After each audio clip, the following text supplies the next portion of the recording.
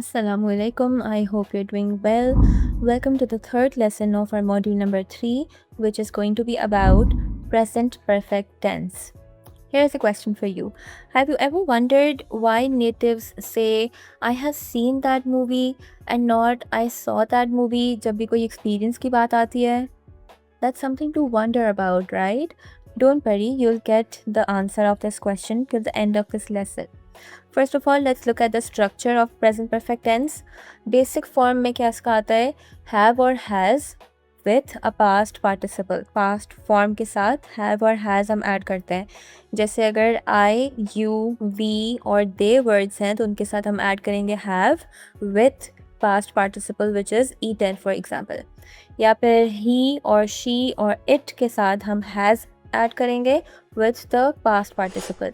अब यहाँ पे I और you के साथ तो have आएगा, लेकिन जो प्लूरल वर्ड्स हैं, प्लूरल सब्जेक्ट की हम बात करते हैं तो उसमें हम have ऐड करेंगे, और जहाँ पे हम सिंगल सब्जेक्ट्स की बात करते हैं जैसे he और she और it, तो उनके साथ हम has ऐड करेंगे.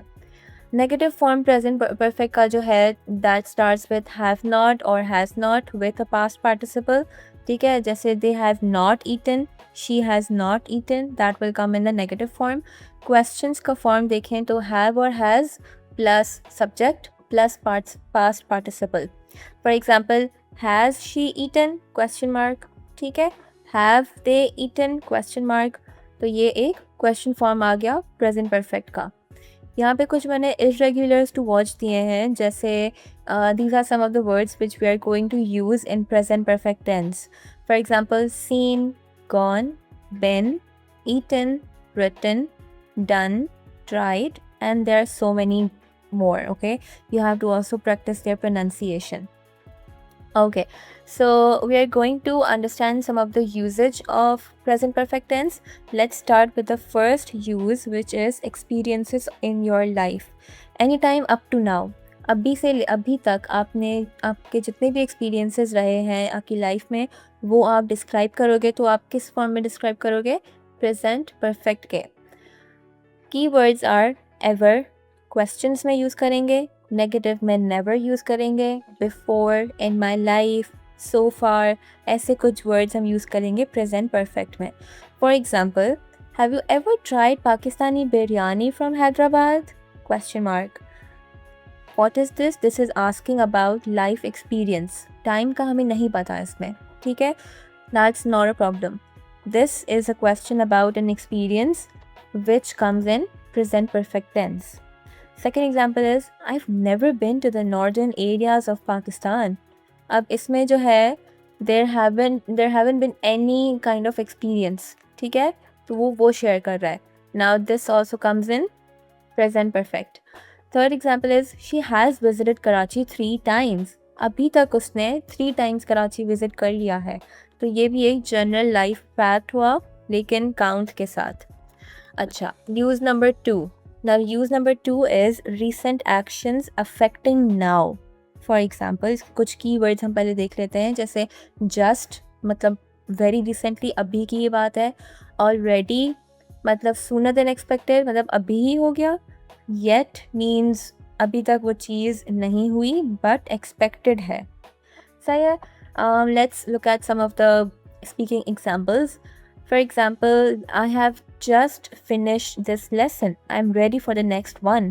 ये recent completion है, ठीक है, and result क्या है? I am ready for the next one. ये दोनों सेंटेंस को हमने मिला के एक में कर लिया, which is in the present perfect form. Second is, have you eaten lunch yet? Question mark. This sentence is asking if it is completed up to now. मतलब अभी तक तुमने लंच कर लिया है कि नहीं. Third is, he's already learned 10 new tenses this module. अब ये जो है एक अभी की ही already mentioned है ना, इसलिए हमें पता चल रहा है कि अभी की ही achievement है ये. इसने अभी ही 10 new tenses सीखे हैं, तो that will be coming in present perfect. Let's look at the third use, which is actions in unfinished time. अब unfinished time मतलब कैसे? This time, oh, this week, today, this year, in my life. ये इसके कुछ keywords हैं. For example, I have practiced English 3 times this week. इसका मतलब है कि ये वीक जो है अभी ख़त्म नहीं हुआ, अभी तक चल रहा है। फॉर एग्ज़ाम्पल मैंने मंडे, ट्यूसडे, वेडनेसडे को इंग्लिश प्रैक्टिस की and the week is still going on. Second example is she has not और she hasn't watched any new dramas this month, means the month is still going on, ठीक है। Third example is we have had heavy rain in Hyderabad this year.